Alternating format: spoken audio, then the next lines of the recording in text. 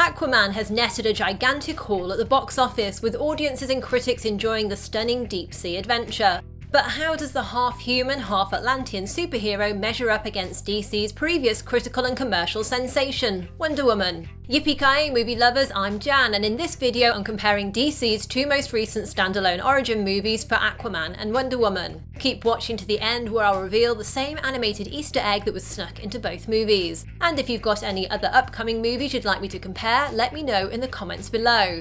If there's one thing Aquaman and Wonder Woman both succeed at, it's the impressive scale of their world building. In Aquaman we get to visit all of the 7 kingdoms by the end of the movie, so there's plenty of amazing underwater spectacle. What's great about Aquaman is that unlike some of DC's previous cinematic releases, it feels like director James Wan has been given much more free rein to indulge his imagination without too much studio meddling. And the scale of the world building makes me think of epic fantasy flicks like Lord of the Rings, which is fitting because according to EW, Wan considers Aquaman a fantasy film, not a superhero movie. So when we enter Atlantis for the first time, the visuals are simply breathtaking. Gotta give props for that to the film's production designer, art department and VFX teams. There are plenty of arresting sights throughout the movie, and just when you think it can't get any more insane, it does. It's like a weird fever dream of a film with so much to look at on screen that at times you feel like you can't quite take it all in. While the movie clearly lays out its own individual world, it's impossible not to make some comparisons with other fantasy and sci-fi worlds like Star Wars, which Wan cites as a major influence. And Atlantis' Gateway Bridge and border control remind me of Asgard's Bifrost Bridge in the Thor movies, and the light, colourful tone of Aquaman isn't miles away from Thor Ragnarok. The extensive travels we go on in Aquaman mean we get quite a mix of genres, which I'll talk about shortly, and they also set up some cool moments like the multiple wall-smashing action in Sicily and the monstrous portrait-like shot of Arthur and Mera diving into the trench with a lit flare. And then there's a crazy hidden kingdom full of dinosaurs at the centre of the Earth, which, although inspired by comics, in the film feels almost like Aquaman has briefly crossed over time and space and landed in Jurassic Park. Wonder Woman's world building is, let's be honest, a good bit more restrained than Aquaman's. There's a lovely introduction to Themyscira and the Amazons during the scenes where we watch Diana grow up and learn about the customs of her warrior people. Though we do also get some obvious green screen moments, such as young Diana jumping off a wall. And Aquaman also suffers from some poor CGI during flashbacks, including the weird de-aging of Arthur's father and Willem Dafoe's Vulko. In some ways, it's a shame the Wonder Woman movie doesn't spend longer on the Paradise Island, but the story of course needs Diana to leave and defeat Ares, the god of war. Though the movie's design and art team certainly do a marvellous job creating Diana's worlds, the locations we visit in Wonder Woman are necessarily more grounded in reality, and their range isn't quite as rich as in Aquaman. Where Wonder Woman did things better is in exploring the mythology of Themyscira and the Amazons, rather than Aquaman's somewhat brief flashback to the formerly above-water world of Atlantis.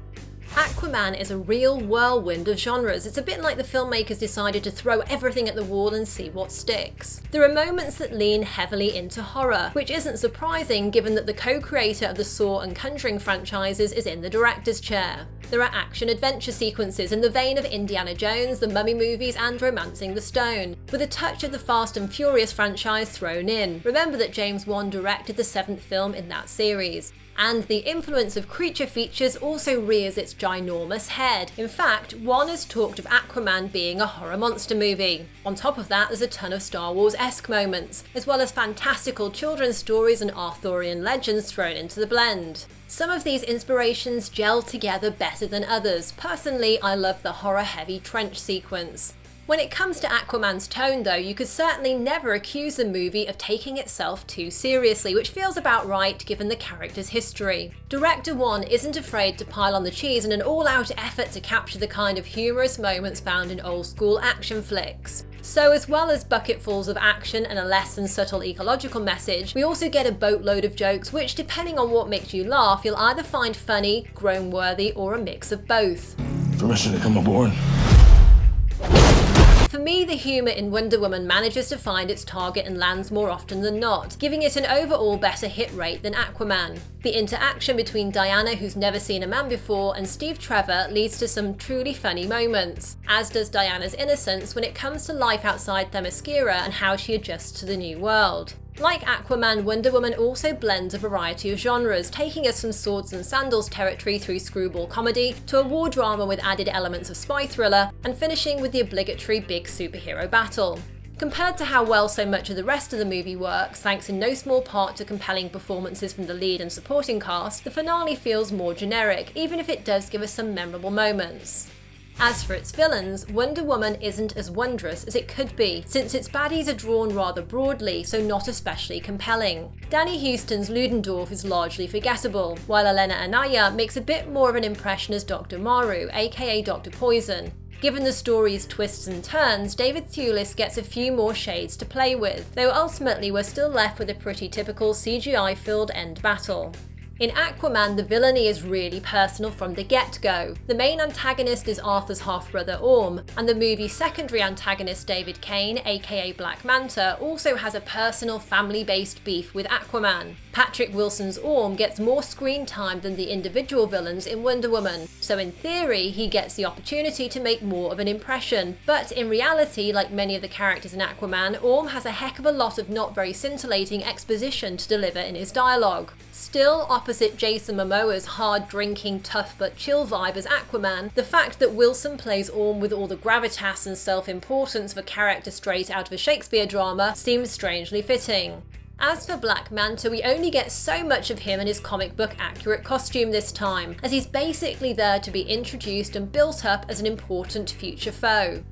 The Aquaman movie certainly doesn't skimp on fights or battle scenes, showing us a vast range of confrontations both below water and on land, including submarines taken over by pirates, gladiatorial-style challenges featuring a drum-playing octopus, weaponized wine bottles, storm-tossed ships and deep-sea dives, as well as a humongous sea monster voiced by Julie Andrews, and that's all before we even get to the final big underwater battle. During that climactic clash of the undersea titans, we hear a character say, "We are going to give them a fight that they'll never forget," which feels like a lot of pressure to put on the movie's finale, but there are definitely some extremely eye-popping visuals in this sequence. There's Arthur rising up out of the ocean floor astride the Carathan, Orm riding a mosasaur that chomps up a colossal crustacean, and then there's an army of laser-shooting sharks plus a huge array of other crazy creatures. Basically, Aquaman doesn't just embrace excess, it positively revels in it. It's like the film is asking the question, why have less when you can have more? As much fun as this is, it still falls into the same trap of many other such films by going on a touch too long in the final stretch, especially as the scenes are almost entirely CGI, and the longer that's on screen, the more it starts to look noticeable. Sadly, Wonder Woman is also guilty of that overly long final CGI showdown, with some ropey VFX when Diana goes up against Ares. However, there are some really cool fight scenes in Wonder Woman that are especially memorable for their dramatic settings. The Superman-inspired alleyway fight where Diana saves Steve with her bracelets is a delightful scene. And there are some beautiful balletic martial arts style moments in the battle between the German soldiers and the Amazons, even though some of the effects may be flawed. But Diana striding out onto no man's land is the movie's standout action scene. Nothing in Aquaman is quite as visceral, moving and awe-inspiring as this moment. And the absolutely mind-blowingly amazing thing about that scene is that it was very nearly removed from the movie, as initially the studio executives couldn't get their heads around who Diana was meant to be fighting in the scene, as it's not about just one specific big bad.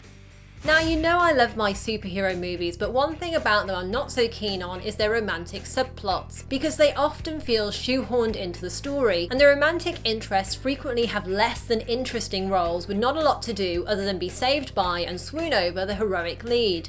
While Amber Heard's Mera does get some cool moments in the Aquaman movie holding back waves and kicking some ass, a big part of her role is to relay information to Arthur and by extension to us in the audience. Although Mera is engaged to Arthur's half-brother Orm, most of her scenes are alongside Jason Momoa. So it's unfortunate that Momoa and Heard's on-screen chemistry isn't exactly sizzling. It's not like there's zero spark between them, it's more that their eventual kiss doesn't really feel earned, but rather simply inevitable, because that's what happens in scripts like this. And that's why the way their relationship's depicted can't compare to Diana and Steve in Wonder Woman. Thanks to Gal Gadot and Chris Pine's line delivery and obvious chemistry, Patty Jenkins' direction, and Alan Heinberg's script, Wonder Woman takes small, quiet moments like Diana and Steve's boat journey, or dancing together after saving a war-torn village, and turns them into humorous or touching scenes that reveal a lot to us about them as individuals and potential partners. So when Steve tells Diana he loves her in the final act, it's not a throwaway moment that's inevitable because that's what these movies do. Instead, the script has worked to build their characters to this point and earned that moment. Much like her fellow sea-based redhead Ariel in The Little Mermaid, Mera gets several literal fish-out-of-water moments where she's faced with the strange new world of the surface dwellers. Curiously, Diana has her own Ariel moment in Wonder Woman when she drags Steve Trevor from the sea in a scene that clearly pays homage to Disney's animated feature. Okay, now it's your turn to decide whether you think Aquaman or Wonder Woman is the better movie. I've added a poll where you can vote. Just tap in the top right of this video, and after you've cast your vote, you'll be able to see the results. Let me know what you think in the comments below, and if you enjoyed this, why not hit the bell and subscribe to get all my new videos. Tap left for another movie comparison, or tap right for another video you're sure to like. Thanks for watching, and see you next time. Yippee-ki-yay, movie lovers!